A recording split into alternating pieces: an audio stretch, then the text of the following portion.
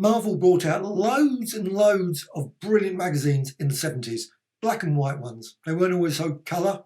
They did have a few sort of colour specials where, so this size, but most of them were black and white, and I'm just going to run through. Now that's the entire collection of books and comics that I've got, so of that type. I've got lots of Creepies, Warren ones, those sort of things, and other ones as well. But these are the Marvel ones. But they often had like Curtis. You could see Curtis there. Now this is issue 3, Conan the Barbarian, Savage Sword of Conan the Barbarian. Of course, a lot of these have been done now in the brilliant omnibus editions, which you can see behind me. And I still love some of the originals, though. It's nice to get. I don't know. There's no real need to have vast numbers of them because you've got the omnibus now. But obviously the Conan story in there. Now, of course, one of the problems with a lot of the. Now, I hope. I'm just looking through this. I hope the Cull story that's in here is in the new one that's coming out, the Cull collection that's coming out, because there's an absolutely brilliant Barry Windsor Smith one. I hope that's been included because that is just awesome. Looks very much like the Conan tryout one that he did, but I love that one. Also, you've got Black Mark. I love Black Mark. That's Gil Kane. Superb artwork there. So that was a great issue. Now, Savage Sword of Conan went on for about 200 odd issues, quite a lot of issues. I don't know how long they will go out with the omnibuses, but certainly I won't be collecting probably all of the omnibus, but I've certainly got a number. So next one, this is the annual. Slightly unusual, the annual, because it's actually all, I think it's all reprints. So you've got a King Cull as well, but yeah, some reprints of the colour ones, which is fine because of course you really see the artwork, really superb, the black and white there. I think sometimes you can really see a lot more with black and white than the colour. Sometimes the colour gets it in the way, I think. So that's that one, but there's quite a lot, and there's another brilliant reprint. Whoops, probably going to rip the magazine. This is the trouble with doing a.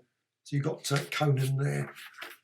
That's what was it, about 90 pages, which I think is quite reasonable. And actually, another thing I love about these ones, that quite often, and I'm just going to show you, is they will show the adverts. So you could actually buy. Missed any of these Marvel masterpieces? Sadly, quite a few of them, like Monsters Unleashed, Vampire Tales, all of them now. Planet of the Apes. Oh well, so much for those.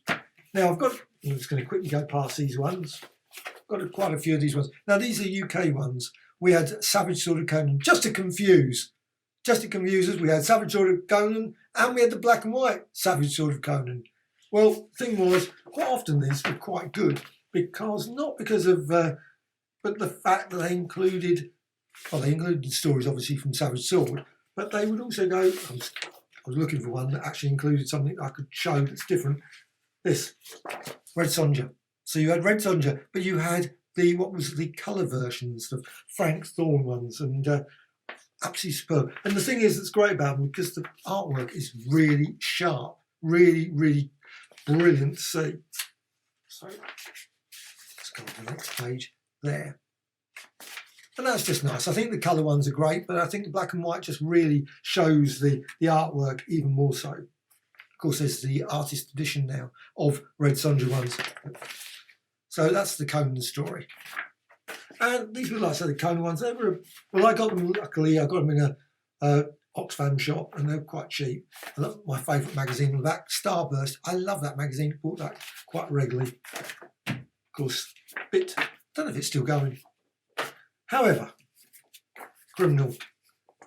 Now, these, of course, are not Marvel ones, but they're done in the style of, but this is Image Comics. I love these ones. This is called Ed Brubaker, Sean Phillips, and they're done in, so you've even got the bits in the centre where you've got the, that's sort of very similar to the thing. Now, that would have been a great Kung Fu Fighting Werewolf.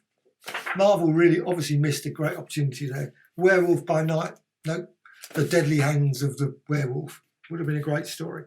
Then we've got Savage Tales. Now, this one, the Savage Tale, is, this one hasn't got Ka-Zar in its point. No, this one hasn't got Ka-Zar. So you've got all the various things. This is issue 4, and it's got, but it does have a couple of odd stories. You've got the Conan one. I love that Conan story. Absolutely superb. Real quite sad Conan story. really we learned a lot about his early years. Then we got a very personal word from Roy Thomas and Jason and his Electric Argonauts. And we got weird, this one. And again, this is why I love black and white. We've got this brilliant bit of artwork from obviously Joe Manini. Love that. Gorgeous. The Crusader. So you've got that story. And then Haunt of Horror there. And this one, The Hour of the Gnomes. Because the R.E. Howard stories, they all came out, Gnome Press. And it's got a lovely long article about Conan the Conqueror and all those sort of Sword of Conan. Now Conan looks, of course, very different. He looks more like a Roman soldier or something else anyway. Whatever he looks like, he certainly doesn't look like, certainly down there, doesn't look anything like the standard Conan that we're used to. So that was that one. And also before I finish, another reprint from, of course, the early colour comics, which is really lovely because again, it's excellent. Then finally, for me, because I love my batch of Ka-Zar. Oh, Ka-Zar! Now, I think that's issue 7. So issue 7. Now, at this point, you got Shana as well, turns up in this, and another. Again, you've got, of course, the best thing to look at is always the table of contents. So you've got the table of contents. I think it was predominantly Ka-Zar by this point, but you also had articles like Tongor and Jandar. I just recently bought a book of Jandar, the Lincard series. So, and also it's got Brak the Barbarian as well. So Brak the Barbarian turns up. And this one, of course, is The Haunt of Horror. You've got an advert. Again, I love this for these adverts. They always would really quite, Brak the Barbarian. Person that maybe should have had a bit more of a series, maybe. But anyway, that's script by Doug Munk. I never say his name right. And art by Steve Gang. Then on to the next one, Ka-Zar. This one's number 9. So you've got number. I love the artwork. That's the covers are just so brilliant. I think they're just excellent covers. Would love to see a massive collection of those. Now this one has got Ka-Zar. This has got Zabu, the Super Tooth, the Ka-Zar.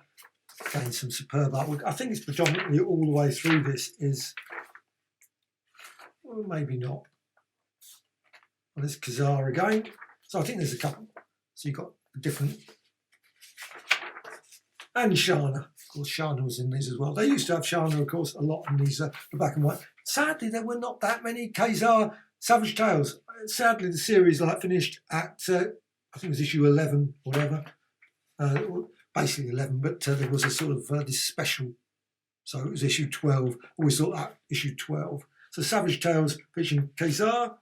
And slightly not so, but it's got my favourite Mockingbird, obviously Bobby Morse, and but they're obviously reprints from the Astonishing Tales. But again, it's great because you can see the artwork. They're not the they're obviously not the colour ones. They're in black and white. So you've got a great set of stories. You've got this one, Dragon Seed.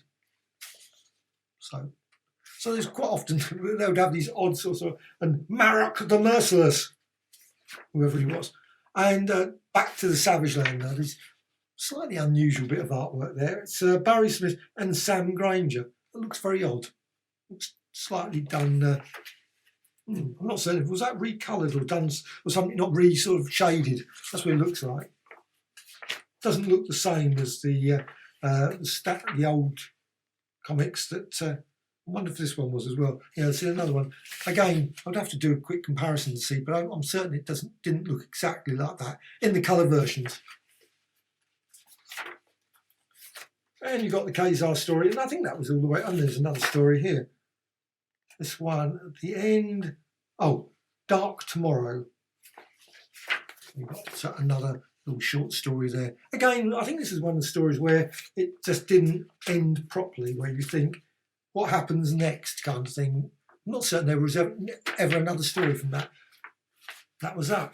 Maybe there was an intention to have an issue 12, 13, 14 of Savage Tales. So this one is the Ka-Zar and the War That Time Forgot. Bonus, Shana the She-Devil. So you've got, so that's Ka-Zar one, and I'll just quickly flick through that. So there's Shana there.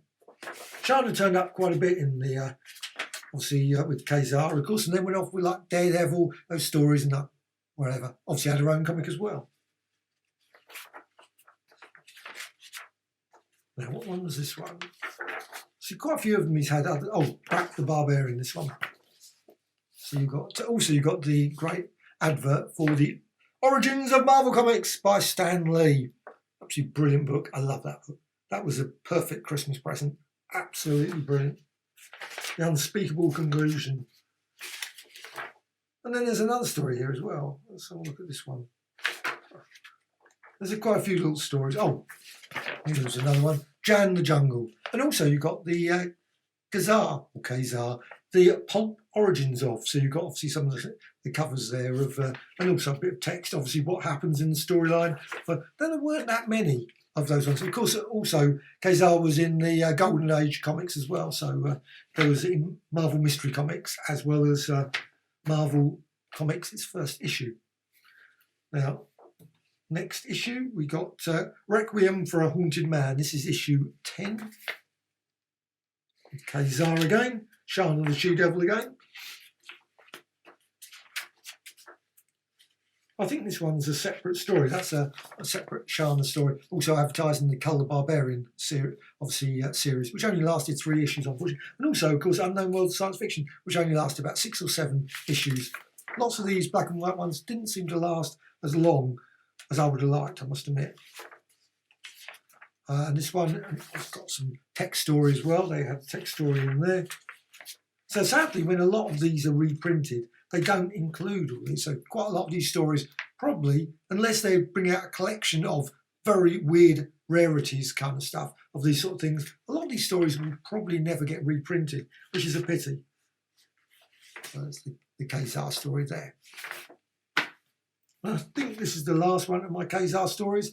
The Savage Tales, this is number 11. So obviously this was the final of the issues. Now, one thing that's always good when you go in these ones is to look at the last section. So, no, it just says Finn. So they weren't giving much of a clue in terms of there was another story. But there's the artwork, obviously, for that one. And you, of course, got advertisement for Marvel Preview and The Punisher. So there was that. But also you had this one here, which is slightly unusual. Another sort of short story that probably didn't go any further either. Oh, next issue. Oh, that one says here, presenting blah, blah, blah, sense shattering summer special. So maybe that, Savage Tales number 12. So it does obviously advertise the number 12. But sadly, but I assume that was the annual. So I assume that it was, 88 bombastically bulging pages. So that was it for Ka-Zar in black and white magazines. I love those. And then on to the Unknown Worlds of Science Fiction. And these were similar sort of things. Well, science fiction, obviously. Science fiction, sadly, in comics has had a bit of a rocky road, and certainly recently has had a rocky road. But this one had lots of great stories, and I love these ones. Now, I've only got 3 issues. They're often quite expensive, and they don't turn up that often. So there's all the contents, and a lot of story in there. So there were lots of things, and often they would have like Larry Niven, they would have Frank Herbert there. They've got Harlan Ellison, Repent, Harley Quinn. So you've got a lot of great classic stories, and also lots of great artwork. So I've got the story there. Henry Kissinger obviously there as well. Not long before the end. Looks like a sort of Conan story, sort of stuck in there. And you got, Frank Herbert. There's a conversation with Frank Herbert. So just great little articles here. As well as also some really oddball art there. Alex Nino. I love his work. So, and obviously some other issues there advertising Planet of the Apes, as well as the World of Dinosaurs. Don't think that was a comic that came out with Unknown Worlds of Science Fiction again. This was issue 2, and this got War Toy. Quite a popular story, this one, War Toy. So again, lots of great Alfred Bester. John Wyndham's Day of the Trifid for there. The climax of. So you've got the War Toy there. And also, There Are No Yesterdays. Alfred Bester, author of Demolished Man. Brilliant book that was. So there is. Again, lots of pictures and articles there. Oh, superb bit of Bruce Jones there. Specimen. That's quite a nice twist in the story there. And Day of the Triffids at the back. Love that one. Day of the Triffids, brilliant film. One of my favourite films back in the 60s. So Day of the Triffids, and obviously a book as well. And to this one, which is a favourite story, Behold the Man, of course, Michael Moorcock. Absolutely superb. Now this issue is slightly tatty and falling to pieces, so it might fall to pieces while I'm holding it. So you've got, again, another set of stories there.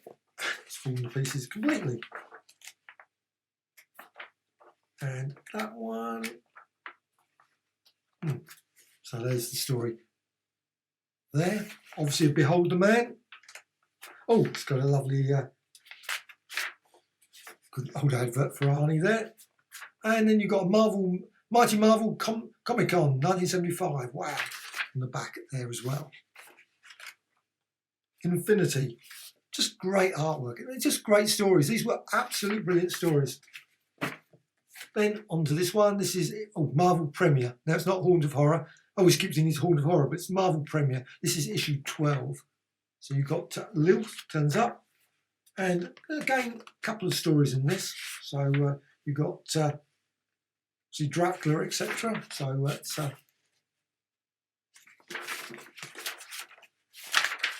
through the Psycho Ward, Mike Kaluta. So you've got just really good artists. All these magazines were often sort of featuring really great artists all the way through. Lots of different stories. And this one here has got another Rampaging Hulk. I love that one.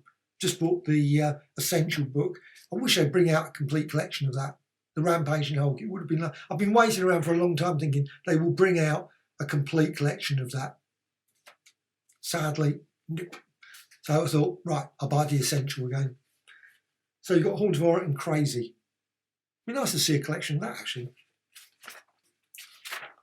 And Dracula then in that story. And UFO Connection, Marvel Premiere. Now it varied each month, so you would have it would be like Star-Lord or something, or Punisher or whatever. They varied this one, so that's a great issue. The only one I've got, Tomb of Dracula. Great cover. I don't think it's actually anything to do with the story inside, but it didn't really matter, did it? That's always the thing with yeah.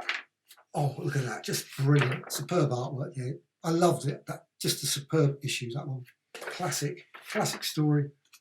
It's also advertising the First Kingdom at the back. Wow, that's. I think that was the only story in this. I don't think there was. Well, there was one more. King of the Vampires at the back. So you got the story there. And then Vampire Tales. This has got Blade. The Vampire Slayer battles the endless legion of the unliving dead. I love Blade. I love the TV series. Brilliant TV series. As well as the films, of course. And this has got quite a few stories. It's got five fear features, it says there. Vampire Berserk, Blood Lunge. So you've got, there's all the contents there. And Vampire Tales. You even had obviously a little story there as well. There's the Blade story. Sort of an odd vampire killer story there. And again, some more adverts for the other issues, and quite a few of them, very early ones, like Dracula Lives 3, Vampire Tales 1. I suspect they probably go for quite a bit now, those ones. Uncle Stan wants you to buy Crazy. Sadly, not too many. I don't know how many people bought Crazy, but I never bought a single copy of Crazy. That was one of the ones that I just never ever picked up. Repent, Harlequin, TikTok Man. Some more horror stories, and of course, lots and lots of. Oh, God, it was Mobius in the next one. Coming next issue, and then near enough the end, I've got Doc Savage. Now, I've got the Omnibus edition. Dynamite brought out a brilliant collection of all of the... Now, I would have loved this series to continue forever. I just thought... I love Doc Savage stories. They were just great. Those 1930 stories, just brilliant. And like I said, the collection from Dynamite's superb. But I thought I must get one issue of Doc Savage. So it was a little bit more expensive than 25p. But great story as well. I just love all the sort of period sort of brilliant sort of 1930s. They really went to town with that sort of 1930s stuff. And then also there are lots of articles as well. So there was, of course, the Doc Savage film that was out. When I saw that, I really enjoyed it. I know it's got a bit of a reputation. It's sort of, most people I don't think particularly like it, but I really enjoyed it.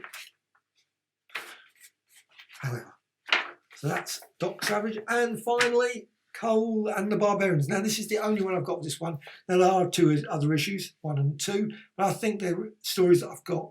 So I never bought them, but of course it's got my favourite Solomon Kane. I love Solomon Kane stories. Red Sonja as well, and of course King Cole.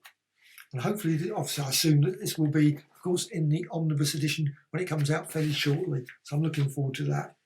Now that one looks like another. That's King Cole's story there.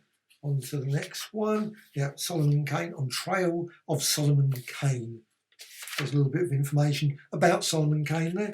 Also, I love those ones as well.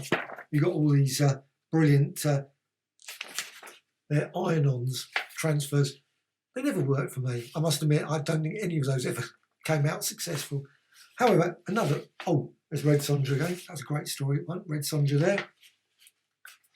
And then on to the final one, which is, of course, good old Solomon Kane.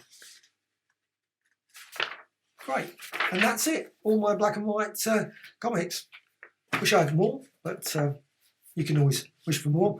I mean, I expect some people have probably got every single one of these, but I think it's a reasonable selection. Covers most things, other than probably Planet of the Apes. Never bought any Planet of the Apes. I read most of those, of course, when they came out at the time, and also in the UK weeklies, and also Deadly Hands of Kung Fu, and also Crazy and a few other ones. Don't think they ever brought any romance ones out. Can't think of all westerns. There's some real weird exceptions. You think, or crime or something. Most odd, but they should have lasted longer. But sadly, they didn't. It would have been anyway. That's life. Hope you found this of interest.